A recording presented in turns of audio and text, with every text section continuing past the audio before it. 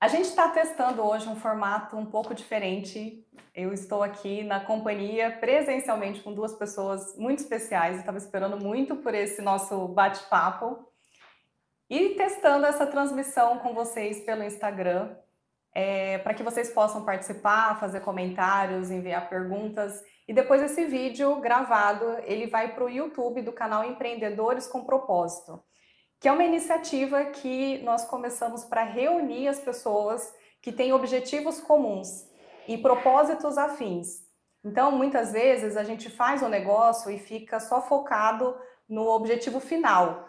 E se a gente entende que pode ser muito mais do que isso, a gente consegue chegar nos mesmos objetivos, mas aproveitando o caminho, aproveitando a jornada, né?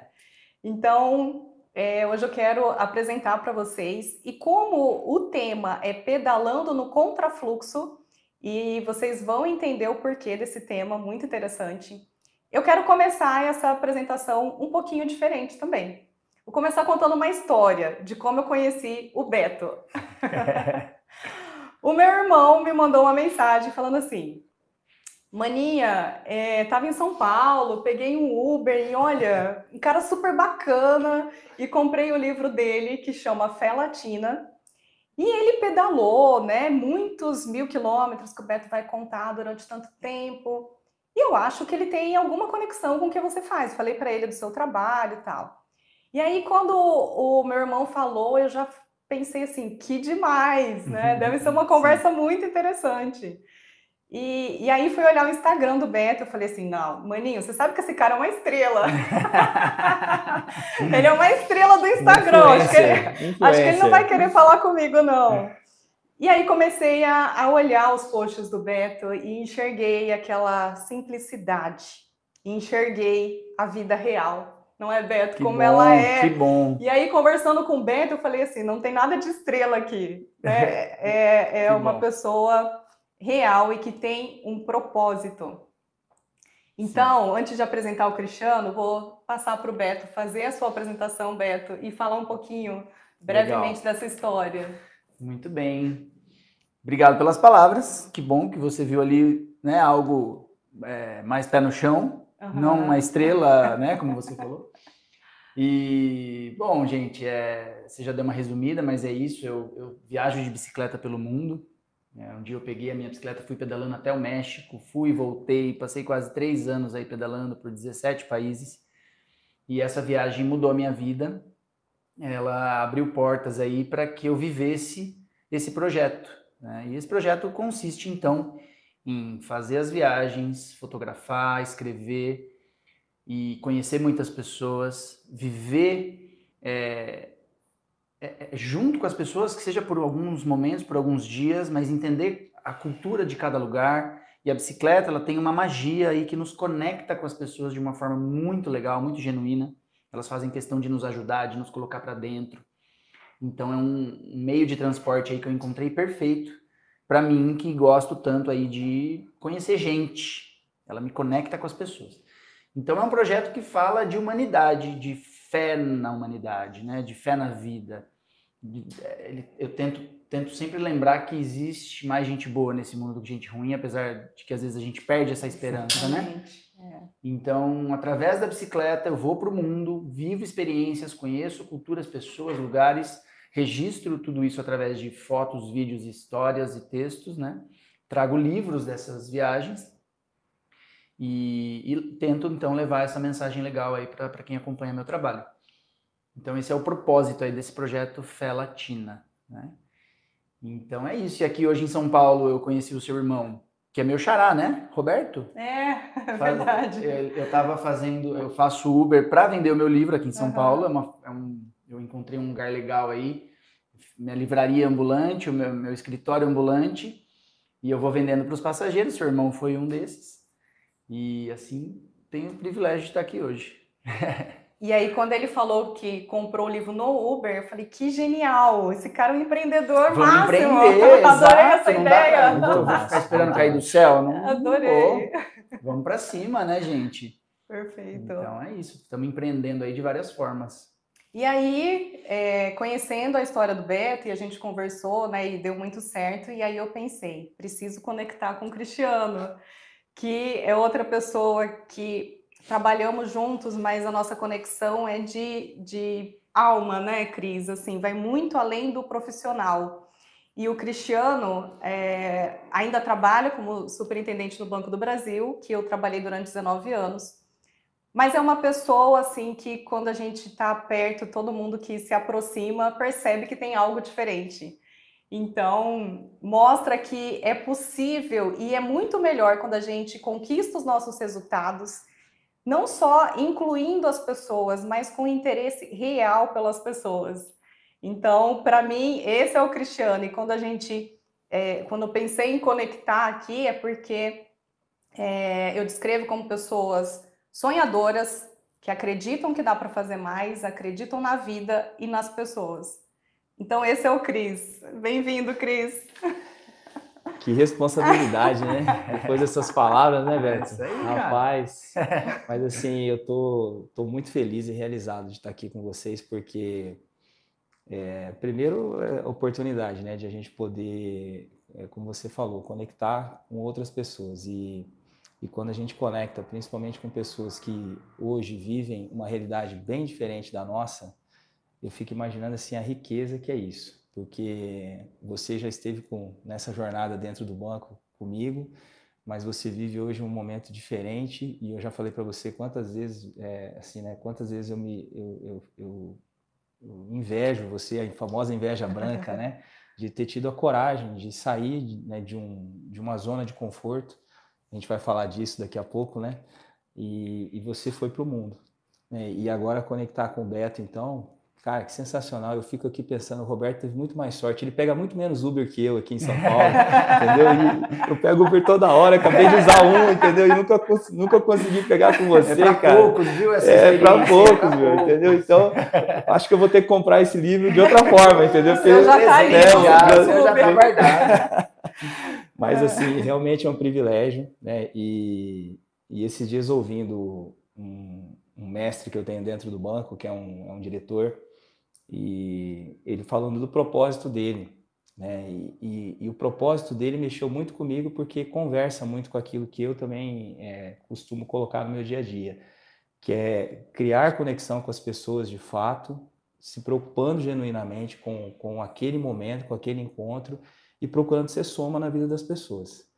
E é isso que me faz hoje muito realizado dentro do banco, porque na medida que eu posso, com a minha atuação, né, impactar diretamente em torno de 300 pessoas, diretamente, eu sei que eu preciso ser um ser humano a cada dia melhor. Ontem eu estava falando com alguns colegas sobre isso, né? A responsabilidade que a liderança traz. E essa responsabilidade, para mim, ela é muito saudável, porque é algo que me realiza.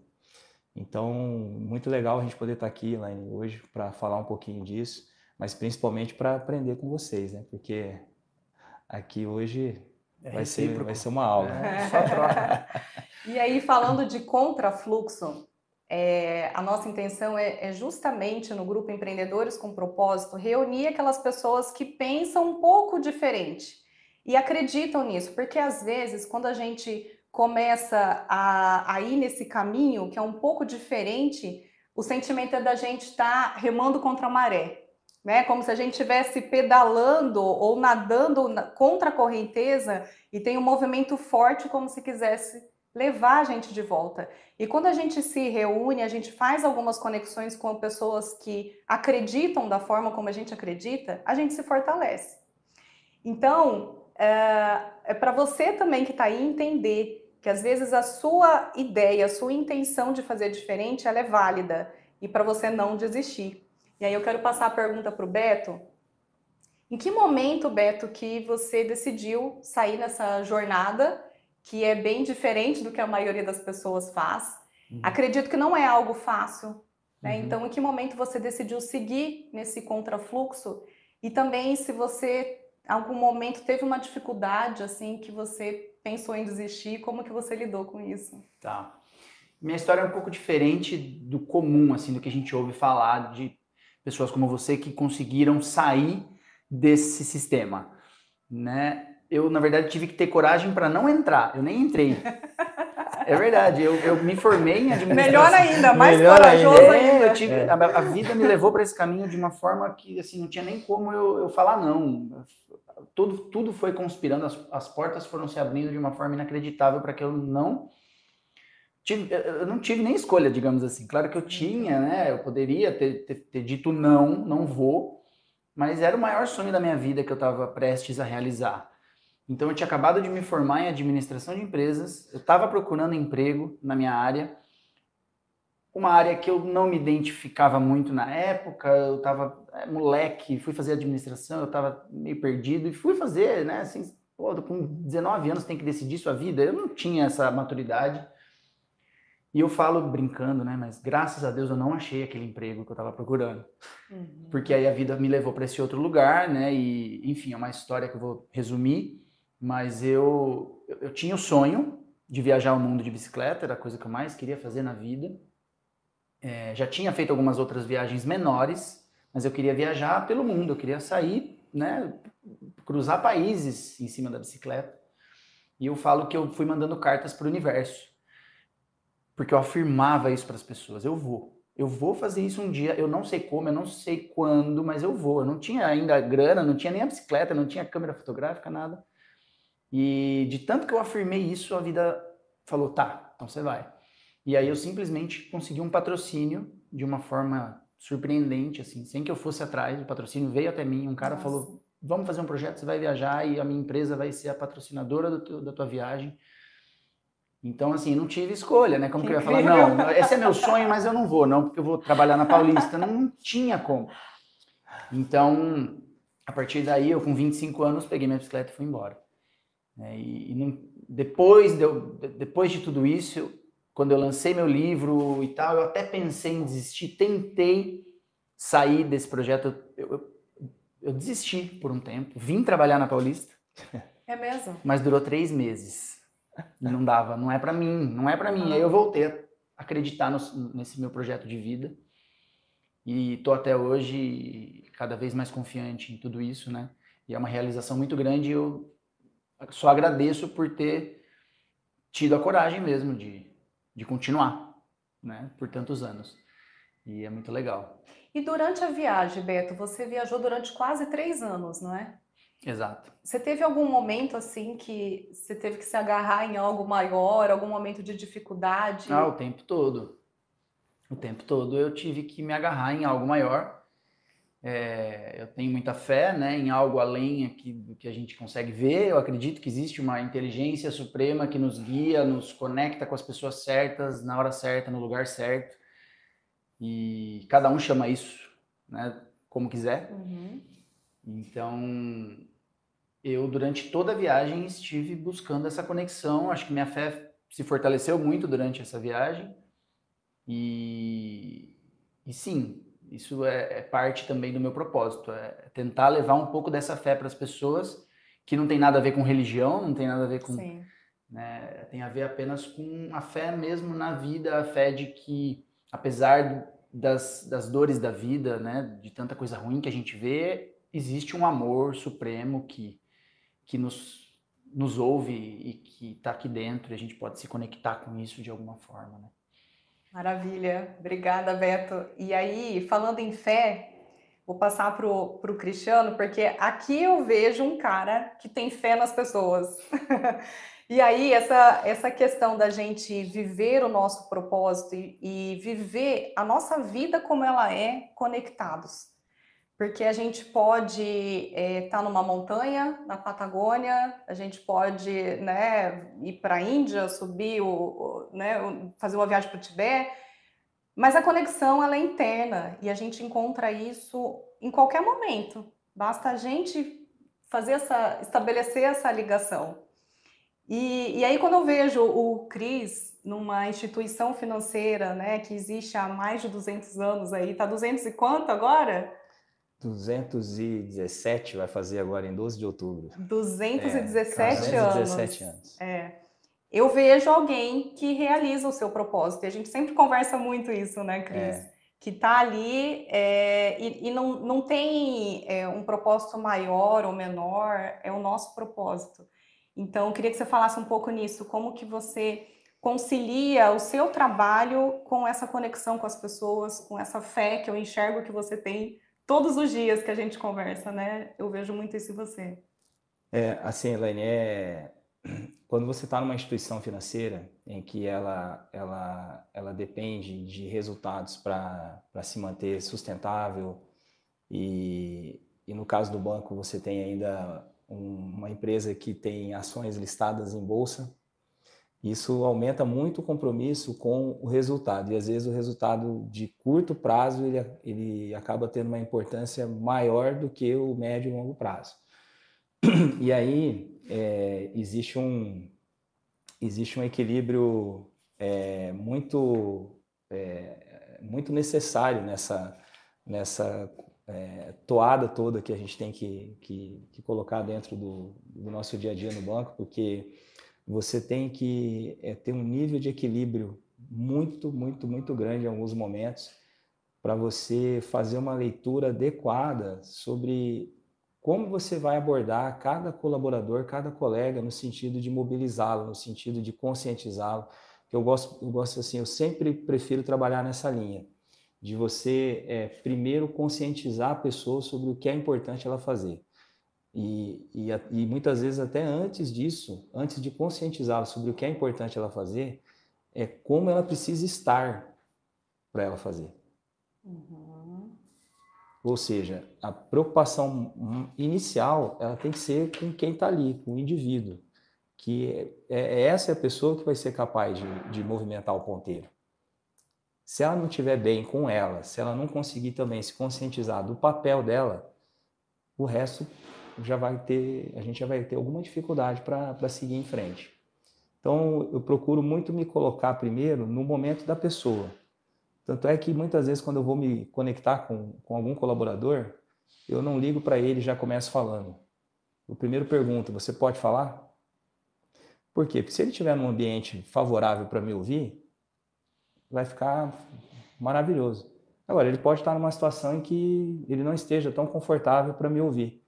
E muitas vezes eu vou precisar que ele esteja atento ao que eu vou falar. Se ele não puder naquele momento, eu não posso querer ser mais importante do que o momento que ele está vivendo lá. E já aconteceu muitas vezes de as pessoas eu tentar a conexão com elas ali num determinado momento e a pessoa está numa situação, por exemplo, que nem agora de manhã, uma gestora dizendo assim, Cris, eu não vou poder participar da reunião porque estou levando meu pai para o hospital. Uhum. Qual é o meu papel ali?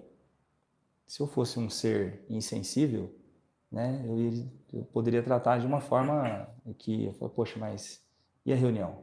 Né?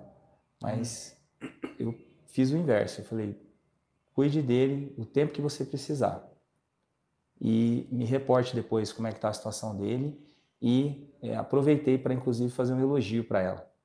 Porque eu falei, eu acho que talvez ali naquele momento, e ela já está vivendo uma situação assim com o pai dela já há algum tempo, eu falei, eu acho que nesse momento talvez o que ela mais precisa é de conforto. Né? E se eu represento essa liderança para ela no dia a dia, eu acho que ali naquele momento eu posso fazer diferença até, quem sabe, transmitindo para ela um elogio que ela nem espera, ela jamais imagina. E o retorno que eu recebo daquilo é fantástico. E é isso que me impulsiona, que me motiva. É isso que me faz todo dia acreditar que é primeiro essa preocupação com o indivíduo, com o ser humano, que faz a diferença. E se a gente não tivesse conquistando resultados efetivos, aí talvez eu tivesse que mudar a estratégia. Mas não é o que vem acontecendo. Graças a Deus a gente vem conquistando resultados consistentes e sustentáveis ao longo dos meus 25 anos dentro do banco, mas sempre pensando nisso. Com esse cuidado, né? Sempre com esse cuidado. Cuidado, empatia, exato, né? É isso que faz o time se unir e prosperar. Porque eu penso assim, Beto, eu sou uma voz. A Superintendência Regional tem 306 colaboradores. A minha voz não consegue chegar em 306. Não ao mesmo tempo. Eu preciso que os 59 líderes que eu tenho contato direto, que eles consigam entender qual é a essência do trabalho.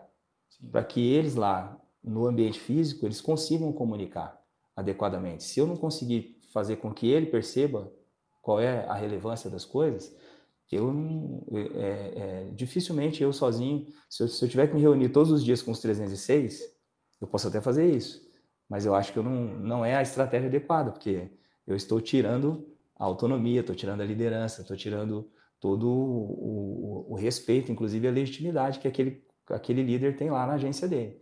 Então eu preciso fazer com que ele perceba, preciso fazer com que ele realmente se conscientize, para que ele seja um transmissor, para que ele seja um comunicador eficiente lá na ponta. Cris, a sua fala, a gente vê bem assim a questão da liderança pelo exemplo, né? Então, você chega nos seus líderes para chegar em todas as pessoas. Tem muita dificuldade das pessoas acreditarem que dá para fazer isso. Quando a gente fala de propósito nos negócios, a pergunta que vem é assim, tá, mas em que tempo eu vou fazer isso? Como se fosse uma concorrência. Ou você foca nos seus números ou você foca nas pessoas. E você tem mostrado na sua trajetória que dá para fazer diferente. E, assim, precisa de um investimento de tempo e de interesse real nas pessoas. É um trabalho para ser construído. Como que você fala assim para mostrar para as pessoas que é possível fazer? Na sua experiência, como é que isso tem dado certo? Que é diferente da maioria, certo? Eu acho que tudo passa por uma mescla assim de métodos, né? Porque tudo tem momento.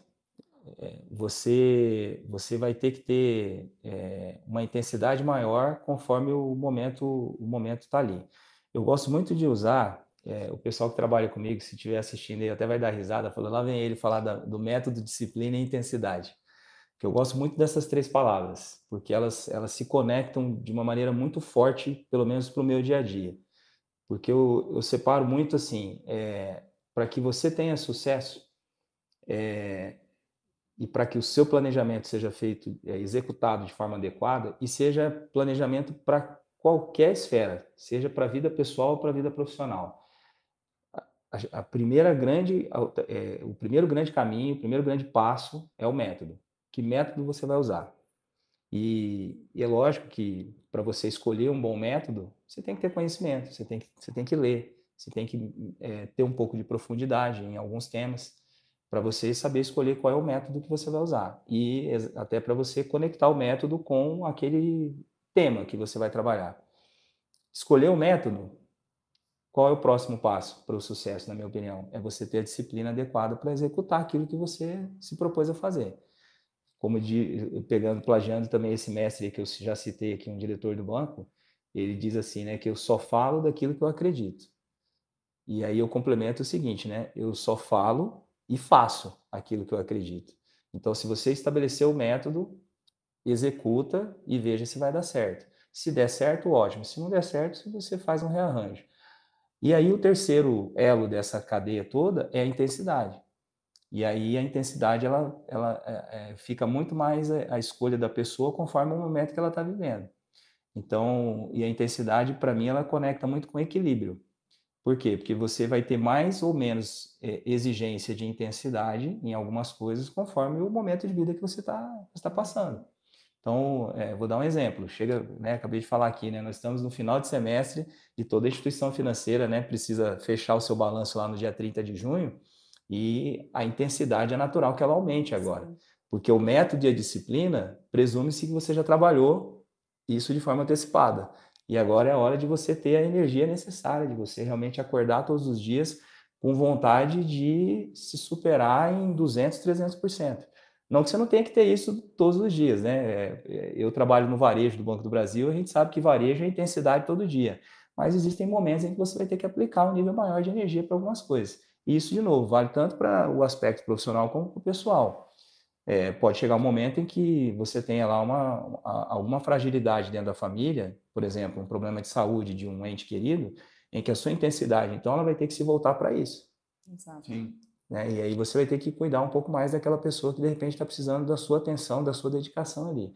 Então, eu procuro seguir muito nessa linha.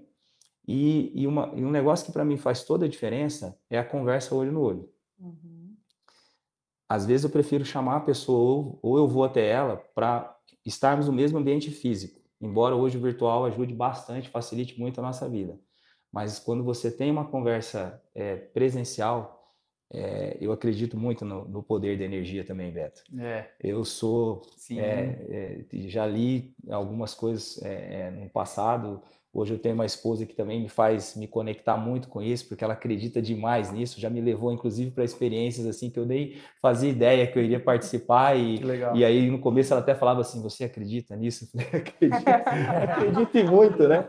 E, agora eu tô acreditando. eu acredito tanto que eu uso, né, esse olho de tigre aqui. São 30 olhos de tigre que tem aqui. Então, assim, como uma espécie de crença mesmo, e é impressionante como que isso aqui eu ganhei e de forma avassaladora coisas boas começaram a acontecer. É claro que não depende só dela, né? Depende de uma série de outras coisas, mas quando você aplica método, disciplina e intensidade, e eu pelo menos venho buscando esse caminho já há algum tempo, tem dado muito certo, né? Nem sempre o que você escolhe dá certo na primeira vez. Isso é bem importante também.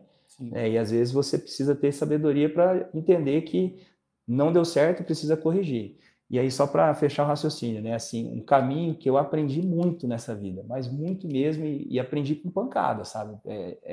Às vezes teimando em errar.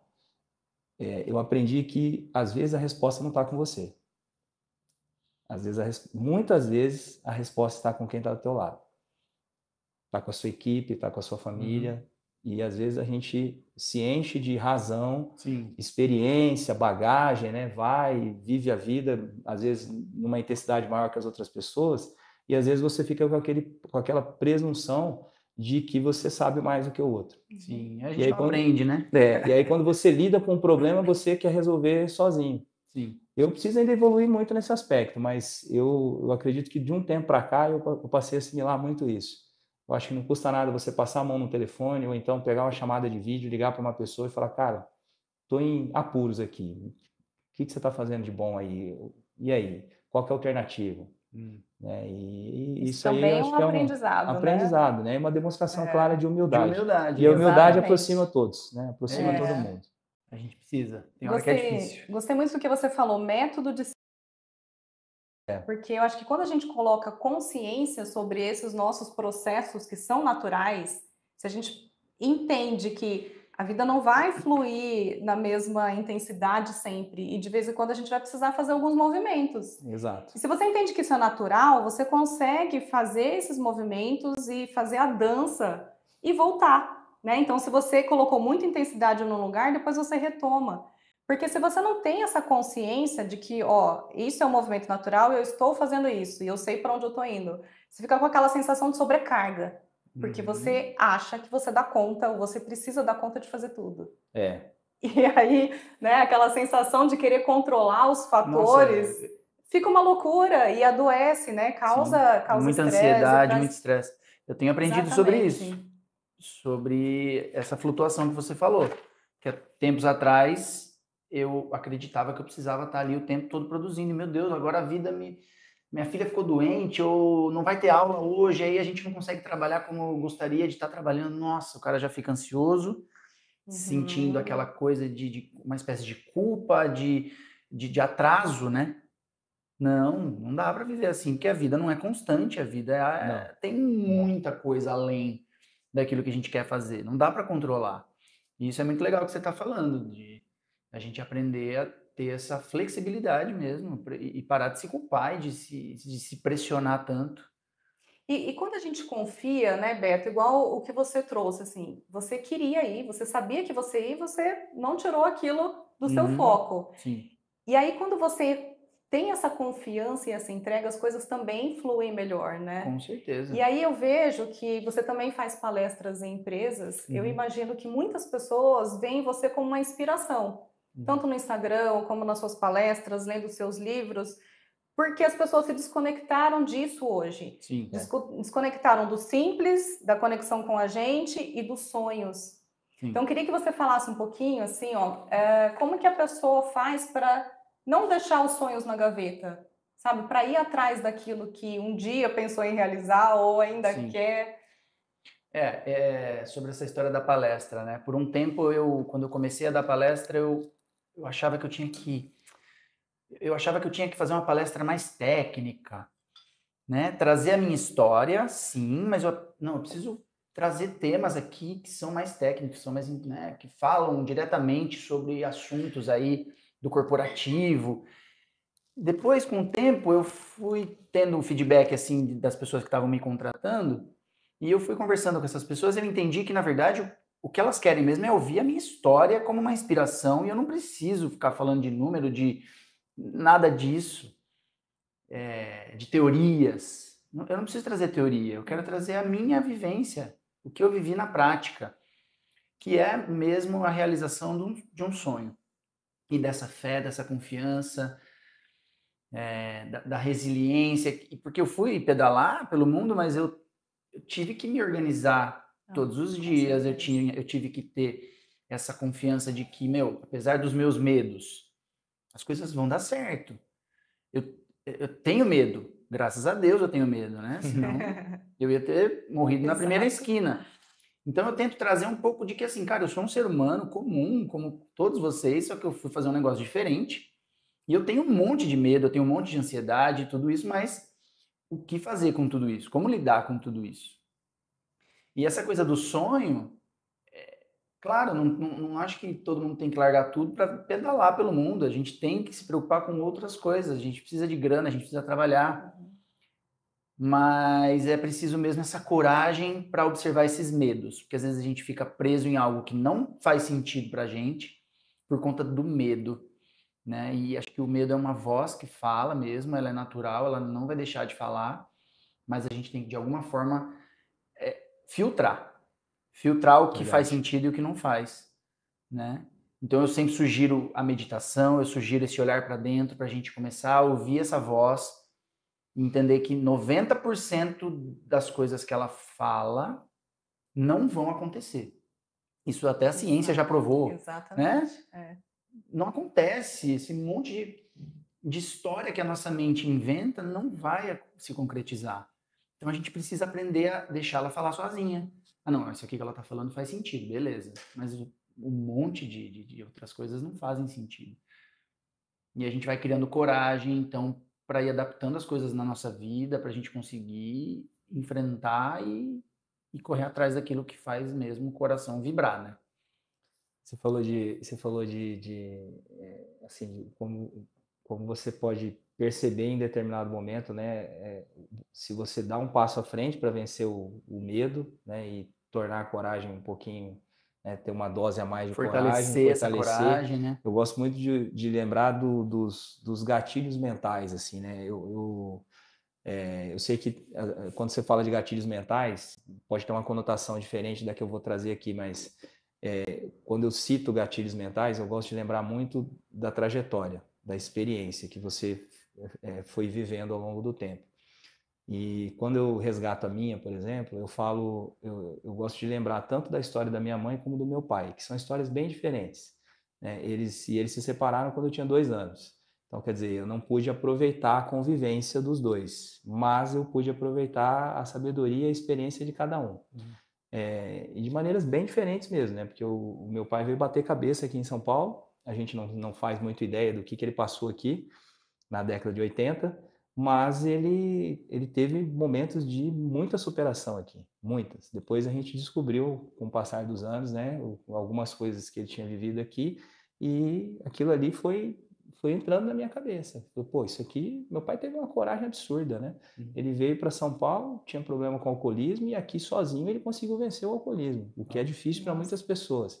A minha mãe, por outro lado, batalhadora, estudando, trabalhando o dia inteiro, fazendo faculdade, era a única filha se eu não estou enganado, acho que eram 15 irmãos, né? E ela foi a única que conseguiu fazer faculdade e já com a gente ali no mundo, né? Eu e o meu irmão mais velho na época só, éramos em 2, agora nós somos em 3.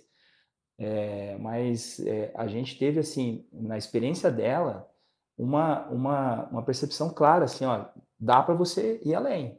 Se você quiser sair desse mundo que projeta para você uma realidade muito mais do mesmo, olha para sua mãe, olha para o seu pai, que dá para você botar uma dosezinha de coragem aqui dentro. Sim. E mudar um pouco a realidade. E foi nisso que eu acho que, inconscientemente, a gente foi acreditando. Os 3 irmãos. Uhum. E aí, cada um de uma forma, a gente foi encarando a vida de uma maneira assim, com muito medo, com muita ansiedade, mas acreditando na capacidade, no potencial, porque seja minha mãe, seja meu pai, cada um a sua forma, eles foram dando essa base para a gente. Olha, vai Sim, que pode dar certo. sim. Né? Então assim, eu acredito muito nessa capacidade que a pessoa tem de dar esse passo, acreditando nela mesma, mas é importante também que ela tenha essa base. Ah, mas e se eu não tiver a base? Bom, aí a gente sabe que nem todo mundo, né, tem ali um pai e uma mãe para Esse se, privilégio, né? né, esse privilégio, né, e às vezes saem de uma realidade bem diferente da que eu saí, por exemplo, mas eu acho que a pessoa pode, né, com equilíbrio, com Sim. conhecimento, com dedicação, encontrar um caminho, como muita gente encontra, e que às Sim, vezes se sai melhor do que quem nasce em berço de ouro, né? exato. Então, acredito muito nisso, Nessa mentalidade, né? Como a nessa mentalidade, mentalidade exatamente. nos ajuda É. a seguir por um caminho ou outro, Os né? meus filhos, por exemplo, né, eu gosto muito de inseri-los na minha realidade, porque é uma maneira que eu encontro de empoderá-los. Porque, assim, eu comentei com você, né? Eu fico aqui durante a semana, final de semana eu tô lá. Eles não vivem o dia a dia da minha realidade e eu também não vivo a deles hoje. Sim. Mas eu, de alguma forma, durante o dia, eu conecto a minha realidade com a deles. Daqui a pouco, que nem ontem, eu mandei para eles. Falei, ó, o papai vai estar lá. Né, o meu filho está estudando agora, eu espero que ele não esteja assistindo ao vivo, né? A minha menina já está de férias, ela deve estar assistindo, mas, enfim, são maneiras que eu encontro justamente de empoderá-los. A minha mãe e meu pai, eles tiveram formas diferentes de me Uhum. empoderar. Hoje eu tenho um outro formato. Sim. E eu acho que dessa forma eu consigo fazer com que eles percebam que dá para ser melhor a cada dia, né? Dá Isso. para encarar o mundo, inclusive, né? E quem sabe até saindo pedalando por aí, né? Isso pode acontecer, hein, pai? Filho é pro mundo, O né? filho é pro mundo. Eu queria lembrar quem está assistindo que pode colocar comentários, né? E perguntas também, que daqui a pouco a gente abre para dar uma lida no que vocês colocaram aí. E aí, Cris, quando a gente fala desse medo que é real, e eu assim escuto muitas pessoas falando, né? Nossa, você é corajosa, né? Eu falo assim, olha, eu sou mesmo. Porque eu tenho tanto medo É que para verdade. fazer as coisas que eu faço sentindo tanto medo, tem que Sim. ter muita Senão não coragem. ia, se não tivesse medo, não ia precisar ter coragem. Exatamente, não ia precisar da coragem. E aí, eu te pergunto, Cris, quando a gente fala em ir no contrafluxo, no nível de gestão que você está hoje no Banco do Brasil, a gente percebe que a sua forma de liderar, ela é diferente. Ela segue um pouco no contrafluxo. E aí eu queria te perguntar assim, como que você lida, se em algum momento você teve medo, porque eu imagino que você seguiu muito o seu coração, e ainda segue, o jeito Cris de ser e de fazer as coisas, né? Em algum momento pintou esse medo, e se não der certo, e aí você optou pelo coração também, e como que você faz? Porque a nossa mente, às vezes, nos aprisiona. E a gente vê nas instituições financeiras, pela pressão, né, de resultado, às vezes o pior inimigo é aquele que está dentro, é a mente que vai criando um monte de situações. E você nunca recusou um convite quando a gente, né, se encontrou. E hoje aqui, fechamento de semestre, você disse um sim. E como você faz para estar aqui, estar presente com a gente e não estar com a mente, sabe, te atrapalhando, te incomodando? Porque eu acredito que isso também é uma inspiração para aqueles que você lidera. Assim, é, é, o banco ele é muito rico, né, na nossa vida, porque ele vai permitindo que a gente encontre pessoas incríveis pelo caminho.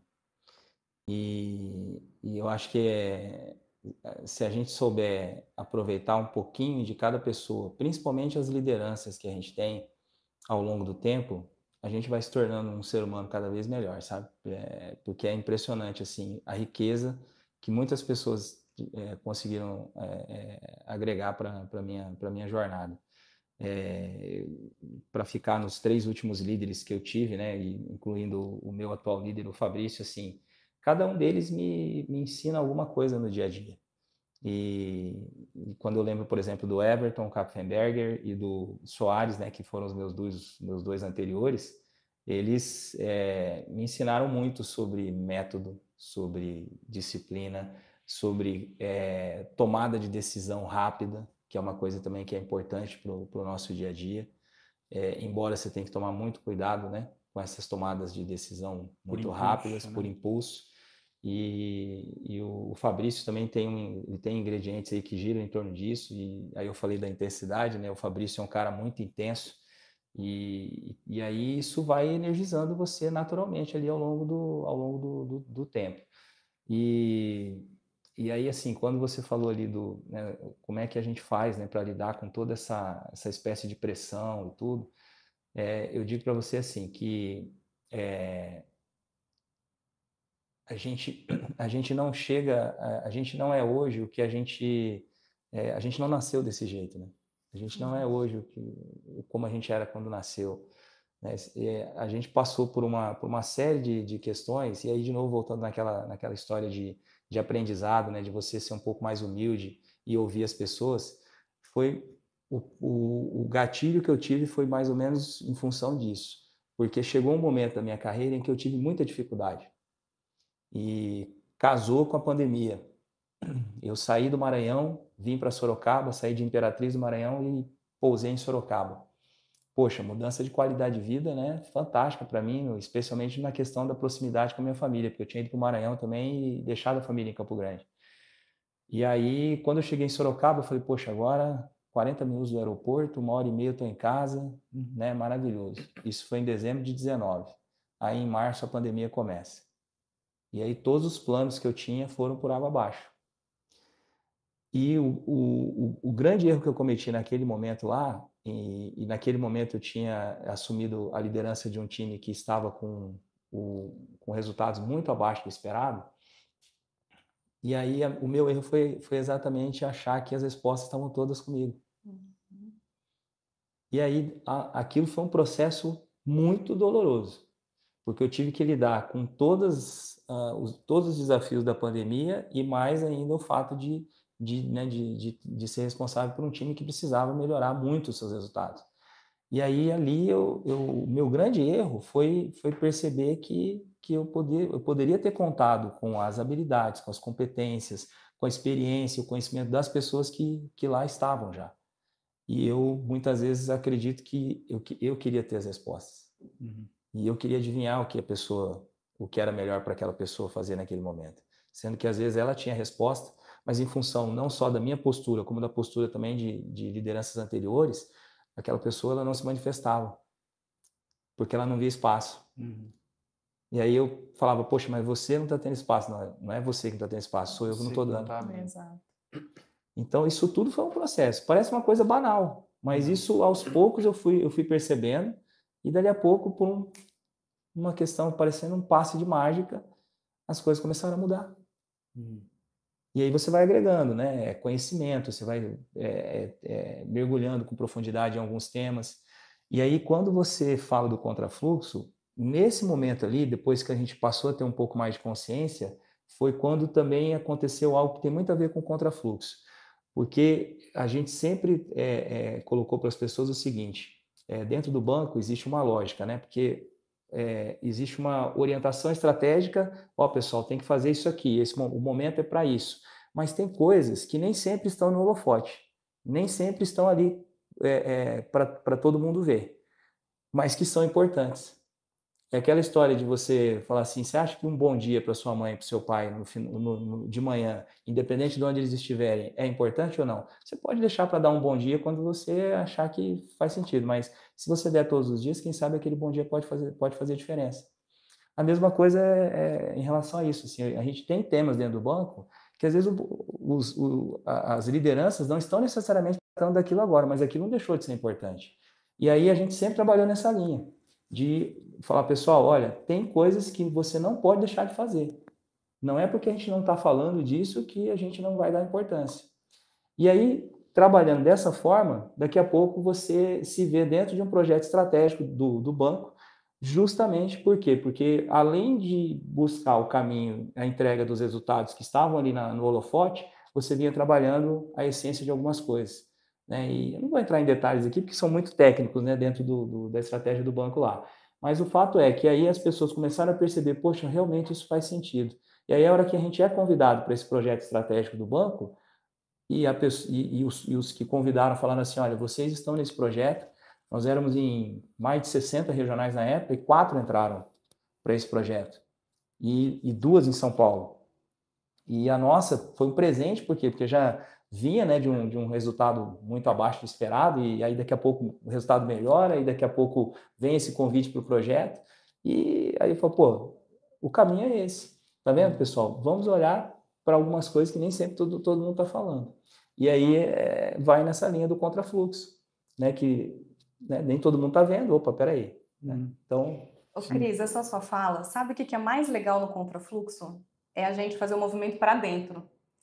Porque a gente tende a fazer um movimento sempre pensando no externo, no outro, né? E aí, quando você tenta, por exemplo, liderar com foco só no outro, de verdade, você não tem uma intenção real, você não cria uma conexão real. Em algum momento a gente precisa fazer esse olhar para dentro, como você trouxe aqui. Falei, opa, peraí, é a minha ação, o que eu estou fazendo aqui? E aí, quando a gente faz essa conexão dentro, a conexão fora fica muito mais fácil. Então, essa coisa a gente fala assim, eu não tenho tempo para ligar para o meu funcionário, né, para o meu pai, para minha mãe. Quando a conexão ela é genuína, isso acontece assim, às vezes você não precisa de muito tempo, né? Somente flui, às vezes num olhar, assim, no olho, a gente já sente, né? A gente já percebe. Com certeza. Acho que tem uma pergunta, depois eu quero passar para o Beto aqui. Pergunta para o Cris. Opa. Roberto Caruso. Como você mede o bem-estar e a satisfação e a felicidade dos profissionais do Banco do Brasil, sendo que as instituições bancárias são onde existe um alto índice de estresse? Pergunta boa, viu, Roberto? Me permita chamá-lo de Caruso, né? O sobrenome é bacana, Caruso, né? Sobrenome famoso. Vamos lá, né? Assim, eu acho que a gente tem maneiras, a gente tem métricas que definem claramente, né, esse grau de satisfação, e a gente tem algumas questões que não são necessariamente métricas, mas que só que está ali no dia a dia consegue observar. Então, vou dar um exemplo aqui, né? A gente tem uma métrica muito importante dentro das empresas, não são só as instituições financeiras, que é a pesquisa de engajamento, né? Que é uma pesquisa que hoje é referenciada, é validada de todo, e são institutos, né, credenciados que realizam essa pesquisa.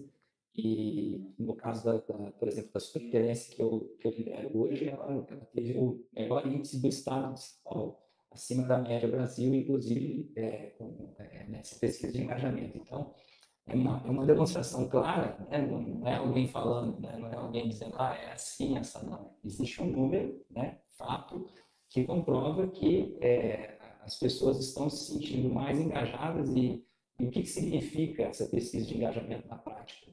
Que as pessoas estão se sentindo parte daquilo que elas estão fazendo, daquilo que está sendo construído, né? Porque a pergunta é, você se sente engajado? Né? Você se sente altamente engajado? Então, esse número ele foi, no caso da superintendência da Capital Norte aqui, foi o número maior dentro de todo o estado, né?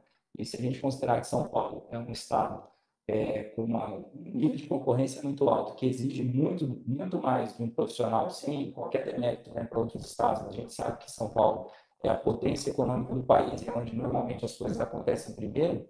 Ter esse resultado em forma de engajamento é um resultado que mostra que, pelo menos a forma como que a gente acredita que ela está dando certo. E aí você tem outras maneiras de medir isso, que é no dia a dia com as pessoas. Ver como as pessoas reagem ao que você propõe, a maneira como as pessoas recebem aquilo. E aí eu acho que dentro dessa estratégia de engajamento, tem um ciclo virtuoso que ele não pode falhar. E que também está dentro desse processo todo de aprendizado nosso, né? Que a gente não nasceu desse jeito, a gente foi aprendendo umas circunstâncias que o melhor caminho é esse. Então, eu acredito muito no ciclo virtuoso, que é você planejar, você executar, você conquistar e o principal de tudo, que é você celebrar. Uhum.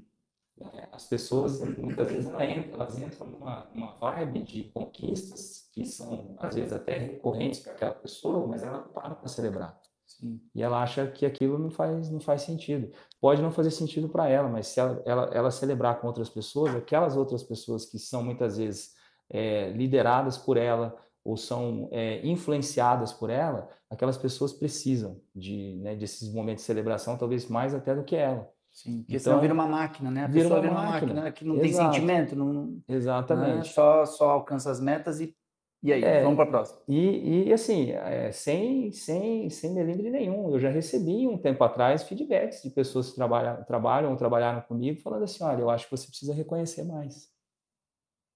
Você imagina, para mim isso é uma facada no peito, cara.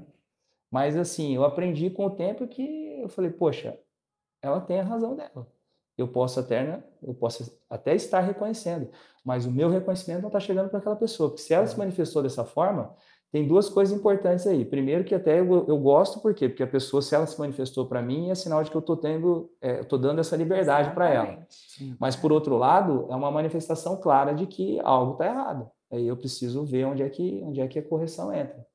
Né? Então, é mais ou menos assim que funciona, viu, Roberto? Pelo menos na minha opinião.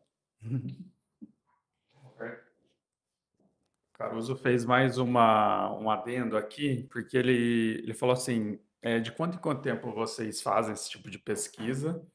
E também se ele está perguntando se esse alinhamento desse índice tem a ver com absenteísmo ou turnover dentro da instituição.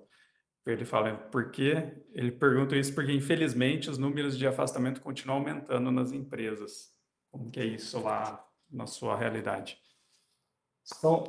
A pesquisa de engajamento, por exemplo, ela é feita de 6 em 6 meses. Então, a cada 6 meses a gente tem um panorama semestral, mas na verdade, só corrigindo aqui, a pesquisa de engajamento ela é mensal, né? Mas aí que normalmente as instituições financeiras elas fecham um ciclo semestral, aí você tem uma nota condensada.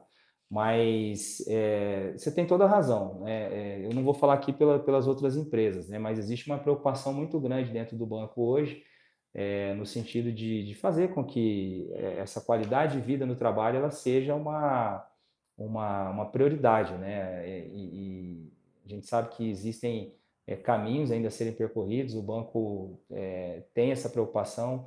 A gente tem hoje um nível de comunicação muito adequado dentro do banco para a gente poder se manifestar e falar daquilo que não está bom. Né? E essa é uma conquista muito grande. A Elaine, que já esteve no banco, sabe, trabalhou inclusive na área de gestão de pessoas do banco, sabe que nem sempre foi assim, né? De a gente poder se manifestar abertamente, falar de problemas que existem, que precisam ser tratados.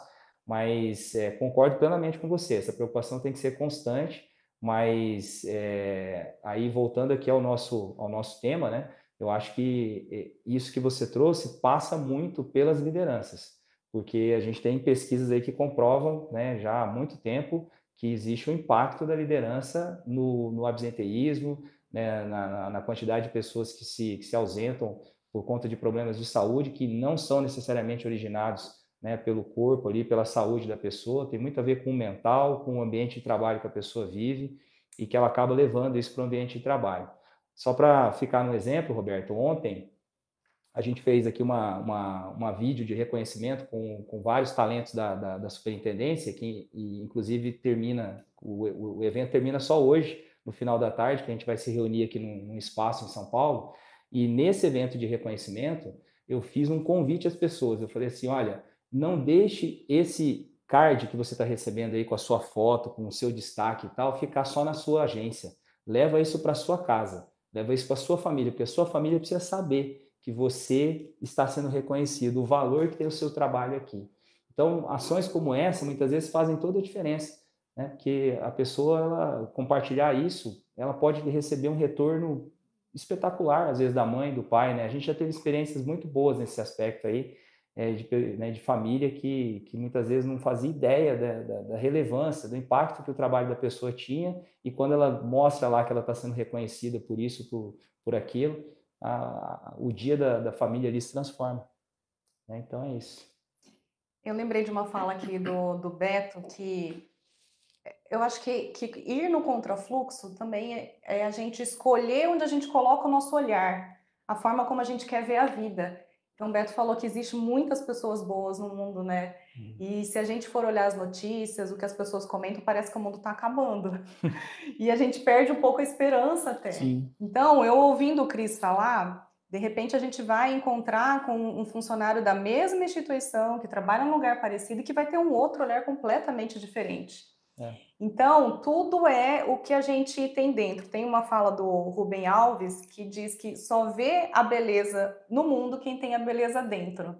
Então, acho que todo dia a gente pode fazer essa escolha, né? Eu quero seguir nessa onda de negativismo que está acontecendo, porque no Banco do Brasil, claro, mas em todas as empresas, em todos os lugares, a gente está vendo pessoas tristes, sem propósito, né? Sem vitalidade mesmo. Sim. E aí, Beto, eu queria te perguntar, dentro disso, você falou bastante aqui de humildade para a gente ser aprendiz. Na sua experiência, na sua trajetória, tem alguma situação que você pode contar que tenha sido inspiradora assim para você? Alguém que você encontrou? Ou alguma situação mesmo que te trouxe esse aprendizado? Nossa, são muitas experiências, né? Muitos encontros.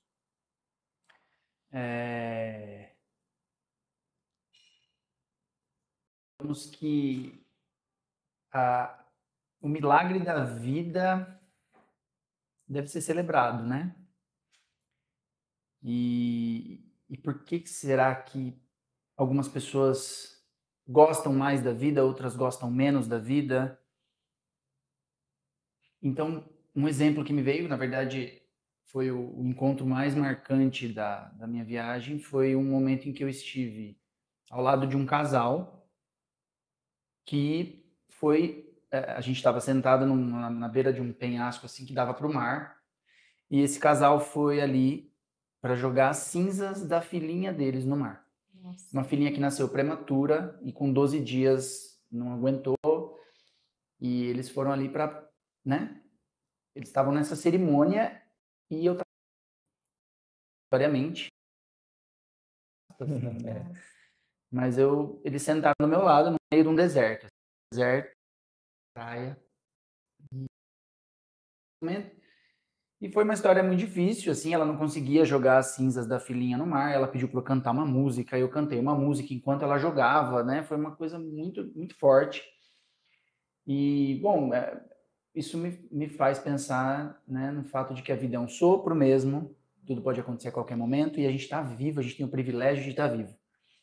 E por quê, né? Por que será que a gente escolhe ver a vida de uma forma mais bonita, ou outras pessoas não? Existe toda uma carga, existe toda uma história, cada um tem uma história de vida que vai nos moldando, né?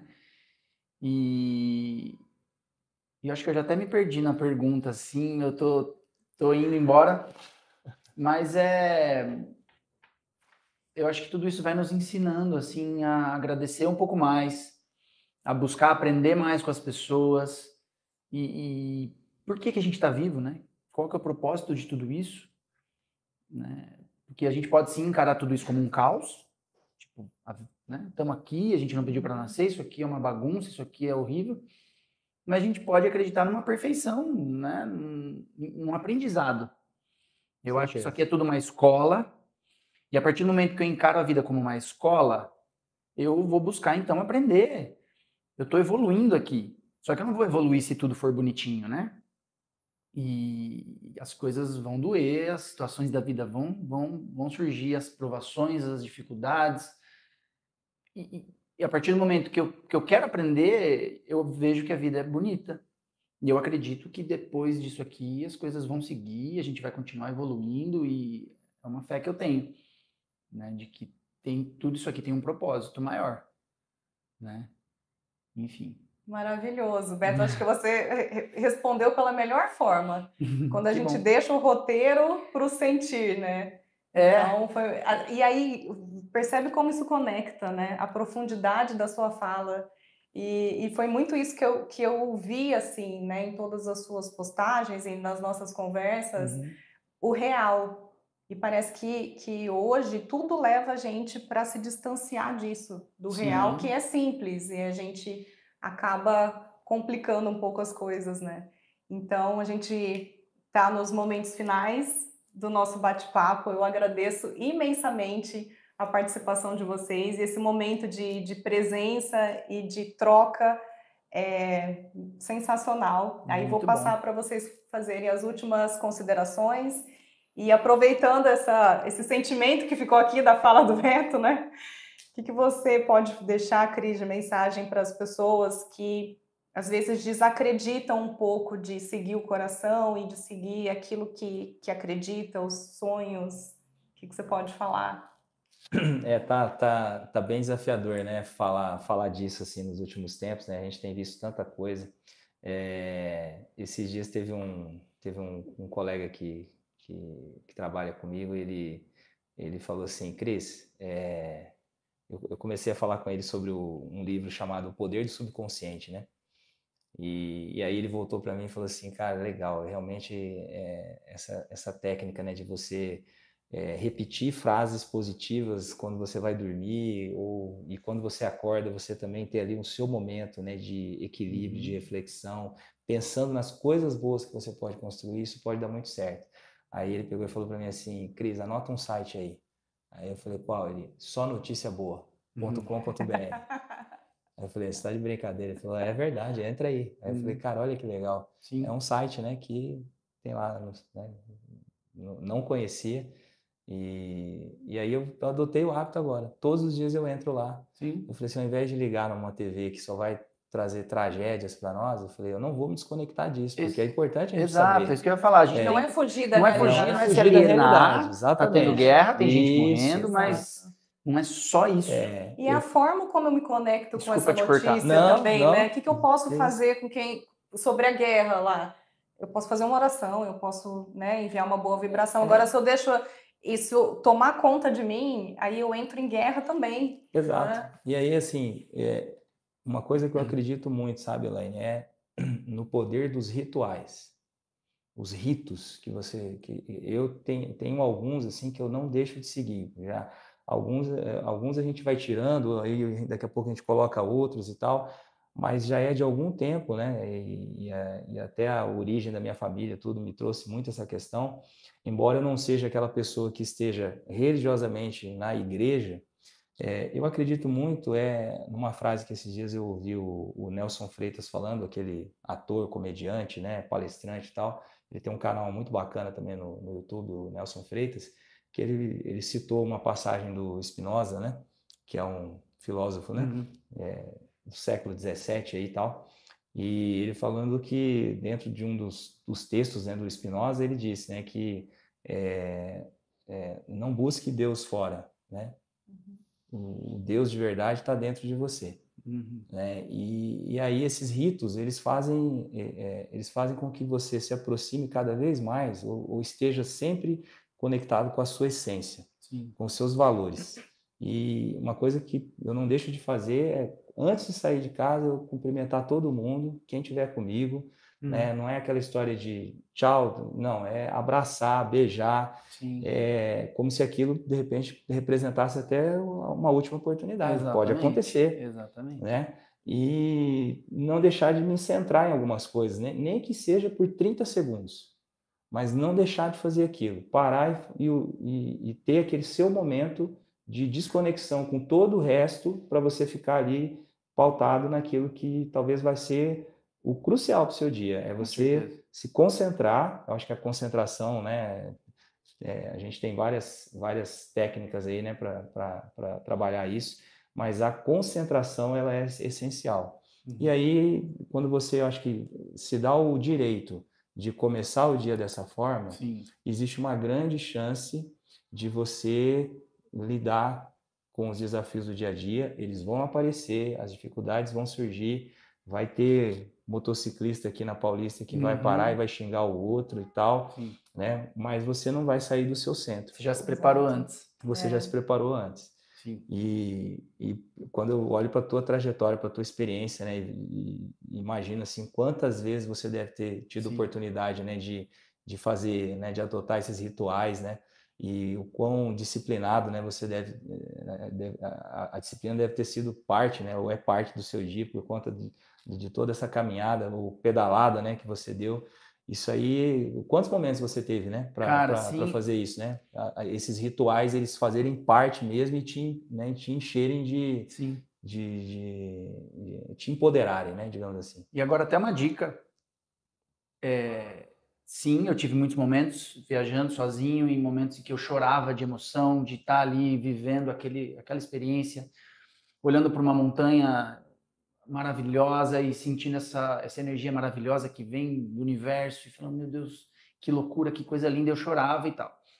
Mas faz aí uns 100 dias, eu acho, mais ou menos, que eu comecei a meditar. Que eu comecei a sentar de manhã, antes de abrir meu celular e de me conectar com o mundo, eu vou me conectar comigo. É exatamente o que você falou. Um isso aí, ritual de você isso se aí. preparar, de você se concentrar. Cara, a minha vida mudou. Hoje a minha esposa, se eu não medito, ela já vai meditar. Vai, senta e medita aí. Porque assim, meu casamento melhorou, a minha relação com ela melhorou, a minha relação comigo mesmo. Porque a gente começa a cuidar mais com as nossas palavras. A gente já se liga nos gatilhos mentais que você falou. Falo, cara, ó, tá surgindo aqui a vontade de falar uma coisa que se eu falar, eu sei que vai dar ruim. Então, por que que eu vou entrar nisso? Então, se eu tô concentrado, se eu tô atento, se eu meditei, se eu me preparei, eu consigo mudar, eu consigo melhorar, porque senão a gente fica repetindo um padrão negativo, num modo automático. E, cara, não, eu preciso controlar isso aqui. Eu preciso controlar o que eu falo, o que eu penso, né, a forma como eu ajo com as pessoas. Então é muito importante. Eu coloquei isso. Eu já sempre tentei meditar, mas eu sempre perdi o foco, parava. Meditava 5 dias, não dá tempo. Não, dá tempo. Todo mundo tem 20 minutos. 10, 5, Exato. todo mundo tem. E eu falei, isso aqui vai ser tão importante quanto escovar o dente. Isso. Vai ser tão importante quanto tomar banho. Eu gosto muito dessa Vai ser analogia também. muito importante na minha vida eu acordar e antes de olhar meu Instagram e meu WhatsApp, eu vou meditar. E aí vai ser assim porque quanto mais você vê o resultado positivo na tua vida, mais você quer. Aí vai ficando fácil. No começo é chato, mas depois melhora e vai ficando cada vez melhor. Então é muito importante, né? Com certeza. Pra gente ver como tudo tá dentro. Tudo tá dentro. Você me fez lembrar de um líder que eu tive no banco, que ele dizia que as coisas têm a importância que a gente dá a elas. Parece uma frase tão, né, banal, mas é assim, né? Se aquilo é importante para você, então dê, Sim, né? vai Faça lá e com que ela faz, seja exato. E importante. você usa e pratica bastante essa frase, Cris. Realmente, sou prova disso. Gente, agradeço imensamente, então, A gente a também. presença de vocês aqui. Esse Top. vídeo ele vai ficar gravado e vai para o canal no YouTube do Empreendedores com Propósito. No link da bio, no meu canal, você consegue acessar o site e ver todas as informações dessa iniciativa para a gente seguir no contrafluxo. Que parece o contrafluxo, mas depois a gente vai descobrindo que é o canal, o caminho natural da nossa essência, da nossa trajetória. Quem quiser acompanhar o Cristiano e o Beto também no Instagram, a gente vai deixar a referência lá. Inclusive, comprar o livro do Beto, a gente já vai levar o nosso exemplar.